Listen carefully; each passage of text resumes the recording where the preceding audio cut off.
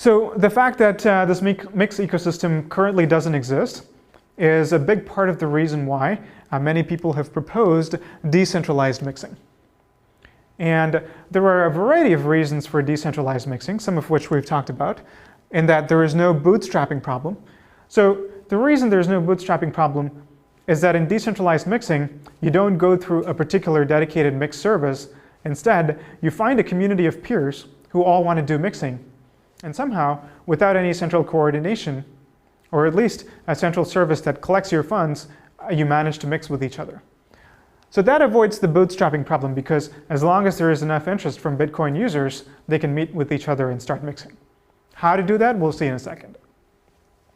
Also, theft is impossible, and this is enforced through technical means because nobody is explicitly sending Bitcoins to another user. Again, we'll see how this is accomplished. It could possibly provide better anonymity, and we'll look into more details on that as well. And finally, I just want to point out that this is just more philosophically aligned with Bitcoin. If you can get rid of having to have a centralized service for some purpose, then there are a lot of users who are Bitcoin users who find that appealing. So how might this work? The main proposal for decentralized mixing is called a coin join, and this is something that was proposed by Greg Maxwell, who's a core Bitcoin developer, who we'll meet again in the next lecture, actually.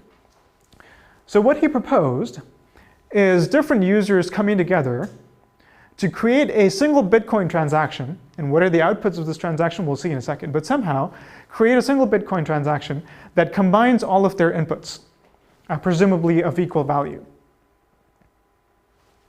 Now let's think about this for a second. What is necessary in order for these three users to create a single transaction? Well, one way of thinking about it, we might imagine that in order to produce a signature, somebody has to collect all three private keys. That's not actually how it works, though. In Bitcoin, all the signatures corresponding to the different inputs are totally separate. So each input signature is entirely separate. So what it allows the users to easily do is create different inputs that correspond to different users and also different output addresses that correspond to different users and randomize the order between them. So in this situation, maybe the users participating in the protocol might necessarily have to know which input address corresponds to which output address, although we'll see in a second if we can avoid that as well. But certainly someone looking at the blockchain, looking at only this single transaction, even if they realize that this is a coin join transaction, will not be able to find the mapping between the input and the output. It's that simple. That's the essence of coin join. Of course, this is just one round of mixing. On top of this, you have to apply the same principles that we talked about before. So the principles that I discussed, they're not only for centralized mixes, they apply essentially with very few modifications even to the coin join scenario. So you want to do a sequence of coin joins. You want to make sure that these chunk sizes are standardized, so that you don't introduce new side channels, etc., etc. Okay, but let's look into this single transaction though. Exactly how would this work? There are a lot of details that are still not clear. So let's look at this in algorithmic form. So if we write it out like this, what needs to happen is that a group of peers who all want to mix somehow need to find each other. That's the first difficulty. And then they have to exchange their input and output addresses with each other. And one of these users, it doesn't matter who, will construct this transaction, not yet a signed transaction, but just the transaction that corresponds to these different inputs going to these different outputs. And then they'll pass it around to collect signatures from each of the peers. Now, if the peer who constructed the transaction were disruptive and, for example, left out one of the peer's outputs, then the whole thing will collapse, because when that particular peer gets the transaction in order to sign it, they will simply refuse to sign. And the process will not be able to go forward. But if everything's okay, everybody acts honestly, then the transaction is constructed. And now any peer, again, doesn't matter who, can broadcast the transaction to the network. Two of them could do it independently. It doesn't matter. The transaction will, of course, be counted only once. So that's it. That's the whole protocol. The entire security property comes from each peer checking that their output address is represented and that their output, of course, receives at least as much value as went in from their input. So that seems simple enough. But what are the remaining problems here? Well, there were three problems. One is, how did this group of peers find each other, right? And the second is that, as I described in the previous slide, this protocol involves each of these peers finding out the mapping between inputs and outputs, or at least one of those peers. So that seems like a problem. In fact, I want to point out that this is a worse problem for decentralized mixes than for centralized mixes. And why is that? In the centralized mixing case, you could hope that these different mixes are run by entirely different entities who are not colluding with each other. And at least in some cases, these will be reputable real-life entities who you would imagine have incentives not to collude with each other because they have different goals or for whatever reason. Again, the reasoning is similar to Tor. You have a variety of different types of people who are running Tor nodes. They don't all have the same incentives, so we imagine that they're not all going to collude with each other, and also that they're not all going to get compromised by the same attacker. A similar principle holds for decentralized mixes, and that only works because you know something about the identities of these mixes. So these mixes, having known identities and being reputable entities, helps anonymity in this case. We don't have that luxury with decentralized mixes because we have no idea who any of these peers are, right? So it could be a single attacker creating lots of Sybil accounts, and accounts in the sense of just creating lots of Sybils, and trying to get into every single coin join transaction that's ever carried out in order to learn these input-output mappings. And so even if you do a series of coin joins, it might be the case that in each of those coin joins, at least one of the participants was an attacker or was controlled by the same attacker, in which case your entire anonymity is lost. So that seems like a problem. And a third problem, and kind of a tricky one, is denial of service. What does this mean? Well, it could happen that after providing the input-output pairs, one of the nodes disappears and refuses to sign the resulting transaction. So the transaction is not able to proceed forward. And secondly, even after creating the signature, before the transaction can get broadcast to the network and confirmed in the blockchain, one of the nodes who might be malicious might take this input and spend it in some other transaction that's unrelated to this coin join. And so this coin join will look like a double spend attempt and will be rejected by the Bitcoin network.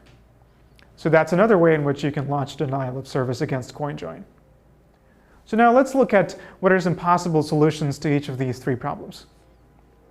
Well, the first one, how to find peers, is a very simple solution. It's not a perfect solution, but people consider this to be somewhat okay. You simply use an untrusted server. It's sort of like a watering hole where different users can connect and find each other, but the server is not necessarily involved in any way that the users have to trust in running the protocol.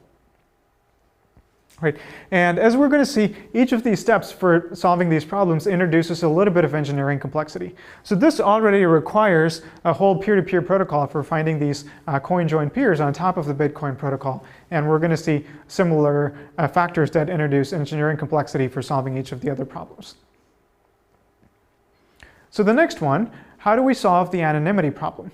Well, there's a simple straw man solution. You can frame the anonymity problem in this way. You need to communicate the set of inputs to all the peers, and also you need to communicate the set of outputs, but break the linkage between the input and the output. Now this becomes a communications anonymity problem instead of a Bitcoin anonymity problem, right? Because it's simply the matter of communicating these output addresses that needs to be unlinked from communication of the input addresses.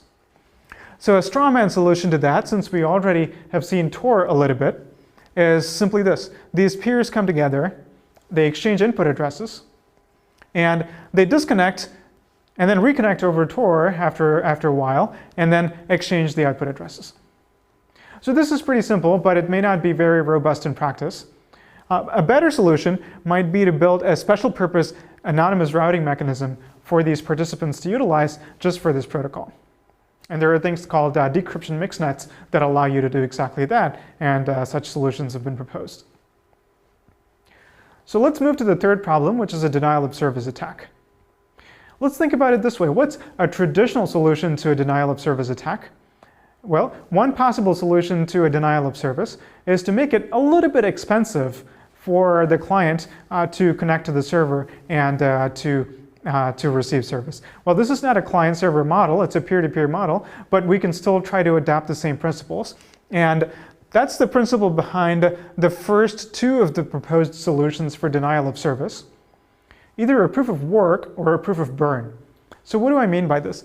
Proof of work is simply repurposing the algorithm behind Bitcoin's proof of work to require each of these peer nodes to do a little bit of computational work before they can join a coin join protocol. And the rationale is that if the adversary is going to disrupt every coin join that exists out there, they're going to be burning a lot of computing power, which will make it very expensive for them. Proof of burn is a similar concept. It's also called fidelity bonds in Bitcoin. It allows you to irreversibly destroy some Bitcoins that you own by sending it to an unspendable address, thereby proving that you've made a little bit of an expensive signal in order to get into this system. So that's the rationale between the first two solutions.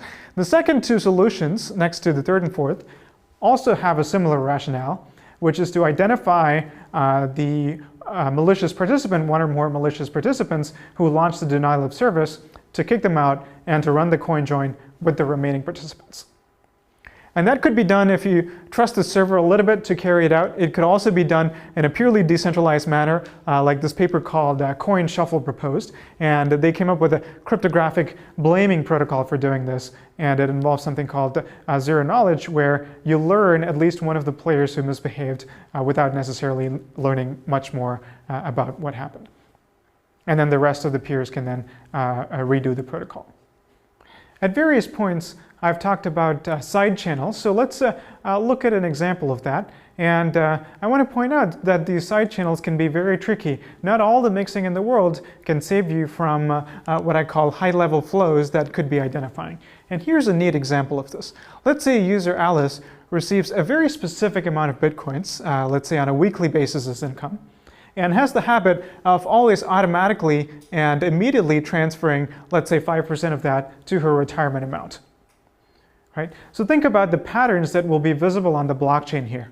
No matter what she does to obscure the link between the address at which she receives her income and the address to which she transfers to her retirement account, the patterns here are going to be uniquely identifying because this is a very specific value. And the 5% of that is also going to be a specific value. And there's also a timing pattern. Every time money appears here, every time money goes to this address as well. So this is a problem. How do we protect ourselves from this?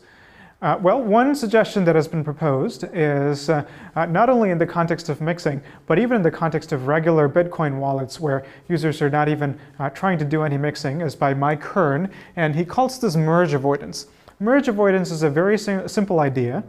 When users want to do payments, the proposal is that instead of creating a giant transaction that combines as many inputs as necessary in order to pay the entire payment to a single address, why not have a protocol by which the receiver can provide multiple output addresses, as many as necessary, and the sender and receiver can agree upon denominations, and the sender can avoid combining different inputs and can make a variety of different transactions that send money from different input addresses to different output addresses. Right? So this avoids a lot of the problems both of high-level flows, because even these multiple input and output addresses cannot be linked to each other, so an adversary might not even be able to observe the fact that this is a high-level flow that's happening, but also avoids problems like clustering addresses together because of evidence of shared spending. And this is a proposal that one could think about incorporating right now into Bitcoin-based payment flows in order to improve anonymity for everyone.